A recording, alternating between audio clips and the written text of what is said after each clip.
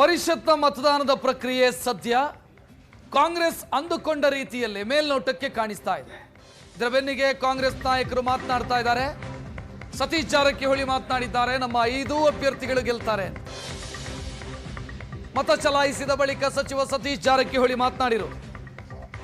ಬಿಜೆಪಿಯ ಉಚ್ಚಾಟಿತರು ಮುಂಚಿನಿಂದಲೂ ಕಾಂಗ್ರೆಸ್ ಜೊತೆಗಿದ್ದಾರೆ. ಚುನಾವಣೆ ಅಂತ ಬಂದಾಗ ನಮ್ಮ ಜೊತೆಗಿದ್ದಾರೆ. ಕಳೆದ 2 ವರ್ಷದಿಂದ ಸುಮಾರು ಕಾರ್ಯಕ್ರಮದಲ್ಲೂ ಭಾಗಿಯಾಗಿದ್ದಾರೆ. CLPಯಲ್ಲೂ ಇದ್ರು ಅವರು ಅಂತ ಸತೀಶ್ ಜಾರಕಿಹೊಳಿ ಮಾತನಾಡಿರೋದು. ಗೆಲುವಿನ ವಿಶ್ವಾಸ, 5 ಅಭ್ಯರ್ಥಿಗಳು ಗೆಲ್ತಾರೆ ಅಂತ ಮಾತನಾಡಿದ್ದಾರೆ. ಖಂಡಿತವಾಗಿ 5 ಜನ ಗೆಲ್ತಾರೆ.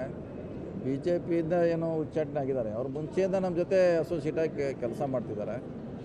ಹೀಗಾಗಿ ಅವರು ನಮ್ಮ ಪಕ್ಷದವರು ಪಾರ್ಟ್ ಎಲ್ಲಿಲ್ಲ. ಅವ್ರು ಇವತ್ತಿಂದ ಸುಮಾರು 2 ವರ್ಷದಿಂದ ನಮ್ಮ ಜೊತೆ ಇದ್ದಾರೆ. ಇವತ್ತು ಬಂದಿಲ್ಲ ಚುನಾವಣೆಗೋಸ್ಕರ. ಲಾಸ್ಟ್ 2 ಇಯರ್ದಿಂದ ನಮ್ಮ ಪಕ್ಷ ಐಡಿಯಾಲಜಿ ಒಪ್ಕೊಂಡವ್ರು ನಮ್ಮ ಜೊತೆ ಇದ್ದಾರೆ. ಇವತ್ತು ಬಂದಿಲ್ಲ. ಅವರು ಸುಮಾರು 2 ವರ್ಷದಿಂದ ಸುಮಾರು ಕಾರ್ಯಕ್ರಮ ಭಾಗವಹಿಸಿದ್ದಾರೆ. ನಮ್ಮ CLPಯಲ್ಲಿ ಭಾಗವಹಿಸಿದ್ದಾರೆ. ಸುಮಾರು ಕಾರ್ಯಕ್ರಮ ಭಾಗವಹಿಸಿದ್ದಾರೆ. ಹಾಗೆ ಅದು ಆರೋಪ ಮಾಡೋದ್ರಲ್ಲಿ ಯಾವುದೇ ಸತ್ಯತೆ ಇಲ್ಲ.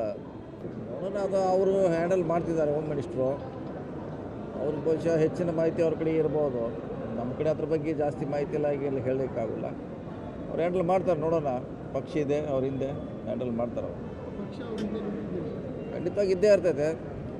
ಖಂಡಿತವಾಗಿ ಅವ್ರ ಜೊತೆ ಪಕ್ಷ ಇದ್ದೇ ಇರ್ತೈತೆ. ನೋಡೋಣ, ಅವ್ರು ಏನೋ ಕೇಳಿದ್ದಾರೆ, ಅವ್ರು ಏನು ಕೊಡ್ತಾರೆ, ಕಾನೂನಲ್ಲಿ ಏನು ಅವಕಾಶ ಇದೆ, ಕಾದು ನೋಡೋಣ. ಮೇಲ್ನೋಟಕ್ಕೆ ಕಾಂಗ್ರೆಸ್ ಬಯಸಿದಂತೆ ಹೋಗ್ತಾ ಇದೆ ಎಲೆಕ್ಷನ್ ಪ್ರಕ್ರಿಯೆ. ಆದರೂ ಕಾಂಗ್ರೆಸ್ಗೆ ಟೆನ್ಷನ್ ದೂರವಾಗಿಲ್ಲ. ಆ ಟೆನ್ಷನ್ಗೆ ಕಾರಣ ಇದೆ. ಇಷ್ಟೆಲ್ಲ ಮಾಡಿಸಿ ವೋಟ್ ಅಸಿಂಧು ಆದ್ರೆ, ಇನ್ವ್ಯಾಲಿಡ್ ಆಗಿಬಿಟ್ರೆ ಏನ್ ಕತೆ ಅಂತ ಅದಕ್ಕೂ ಕಾರಣ ಇದೆ. ನಿನ್ನೆ 2 ಬಾರಿ ಅಣಕು ಮತದಾನವನ್ನ ರೆಸಾರ್ಟ್ ಅಲ್ಲಿ ಮಾಡಿಸಿದ್ದಾರೆ. ಅದರಲ್ಲಿ 15 MLAಗಳ ವೋಟು ಅಸಿಂಧುವಾಗಿತ್ತಂತೆ. 2 ಬಾರಿ ಮಾಡಿದಾಗ್ಲೂ ಇನ್ವ್ಯಾಲಿಡ್ ಆಗಿತ್ತು. ಸೊ ಇದು ಆತಂಕ ಕಾರಣ ಆಗಿರೋದು. ಮೊದಲ ಬಾರಿ 15 ವೋಟು ಇನ್ವ್ಯಾಲಿಡ್ ಆಯ್ತಂತೆ. 2ನೇ ಬಾರಿ ಮಾಡಿಸಿದಾಗ 4 ವೋಟು.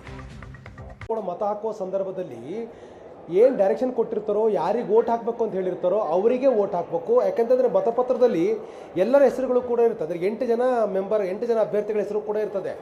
ಈಗ ನಿರ್ದಿಷ್ಟವಾಗಿ ಓರ್ವ ಶಾಸಕನಿಗೆ ಹರಿಪ್ರಸಾದ್ ವೋಟ್ ಹಾಕಬೇಕು ಅಂದರೆ ಹರಿಪ್ರಸಾದ್ಗೆ ವೋಟ್ ಹಾಕಬೇಕು. 2ನೇ ಪ್ರಶ್ನೆ ಮತಗಳನ್ನು ಯಾರಿಗೆ ಹಾಕಬೇಕು ಅಂತ ಡೈರೆಕ್ಷನ್ ಕೊಟ್ಟಿರ್ತಾರೋ ವಿನಯ್ ಕಾರ್ತಿಕ್ಗೆ ಹಾಕಬೇಕು. ಅಥವಾ ವಿನಯ್ ಕಾರ್ತಿಕ್ ಮೊದಲ ಪ್ರಿಫರೆನ್ಸು ಹಾಕೋದ್ರ ಬಗ್ಗೆ ಯಾರಿಗೆ ನಿಗದಿ ಮಾಡಿರ್ತಾರೋ ಅವರಿಗಷ್ಟೇ ಹಾಕಬೇಕು.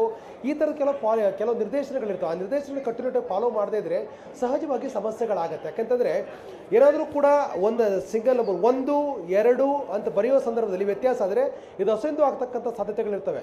ಅಸಿಂಧು ಆದರೆ ಪಕ್ಷಕ್ಕೆ ಸೋಲಾಗ್ತಕ್ಕಂಥ ಅಪಾಯ ಕೂಡ ಇರುತ್ತೆ. ಆ ಕಾರಣಕ್ಕಾಗಿ ಅತ್ಯಂತ ಜಟಿಲ ಆಗದ ಹಾಗೆ ಭಾಳ ಕೂಲಾಗಿ ಹ್ಯಾಂಡಲ್ ಮಾಡಬೇಕಾಗತ್ತೆ. ಹಾಗಾಗಿ ಪಕ್ಷದ ಯಾರು ಪ್ರಮುಖ ನಾಯಕರುಗಳಿರ್ತಾರೋ ಆ ನಾಯಕರುಗಳು ಯಾವ್ಯಾವ ಶಾಸಕರಿಗೆ ಯಾರಿಗೆ ವೋಟ್ ಹಾಕಬೇಕು ಅನ್ನೋದನ್ನು ನಿಗದಿ ಮಾಡಿ ಪಟ್ಟಿ ಮಾಡಿ ಕಳಿಸ್ಕೊಡ್ತಾರೆ. ಆ ಪಟ್ಟಿಯ ಪ್ರಕಾರವೇ ಅವರು ಮತವನ್ನು ಹಾಕಬೇಕಾಗುತ್ತೆ. ಆ ಕಾರಣಕ್ಕೆ ಅಣುಕು ಮತವನ್ನು ಹಾಕ್ತಕ್ಕಂಥ ಪ್ರಾಕ್ಟೀಸ್ ಮಾಡ್ತಕ್ಕಂಥದ್ದು. ಇಷ್ಟಾಗಿಯೂ ಕೂಡ ಕೆಲವೊಂದಷ್ಟು ವ್ಯತ್ಯಾಸಗಳಾಗ್ತವೆ. ಉದಾಹರಣೆಗೆ ಕೆಲವು ಹಿರಿಯ ಶಾಸಕರುಗಳಿಗೆ ಈ ನಂಬರ್ 1 ಅಂತ ಬರೆಯೋ ಸಂದರ್ಭದಲ್ಲಿ ಕೈ ಅಲ್ಲಾಡ್ತಕ್ಕಂಥದ್ದು. ಹೀಗಾದಾಗ ಆ ಒಂದು ನಿಗದಿಪಡಿಸಿರ್ತಕ್ಕಂಥ ಸ್ಥಳದಿಂದ ಕೆಳಗಡೆ ಬಂದಾದರೆ ಅದು ಅಸಿಂಧು ಆಗಿಬಿಡ್ತದೆ.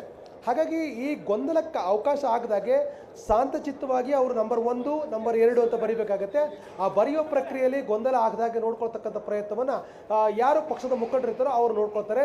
ನಿಗದಿಪಡಿಸಿರ್ತಕ್ಕಂಥ ವ್ಯಕ್ತಿಗೆ ನಿಗದಿಪಡಿಸಿದ ರೀತಿಯಲ್ಲೇ ಹಾಕಬೇಕು.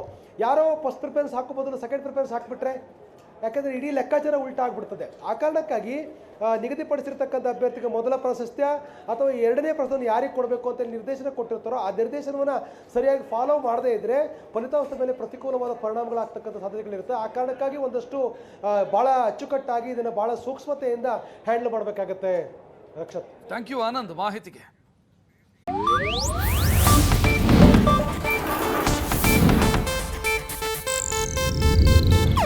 ಇದು ಏಷ್ಯಾನೆಟ್ ನ್ಯೂಸ್ ನೆಟ್ವರ್ಕ್ ಪ್ರಸ್ತುತಿ.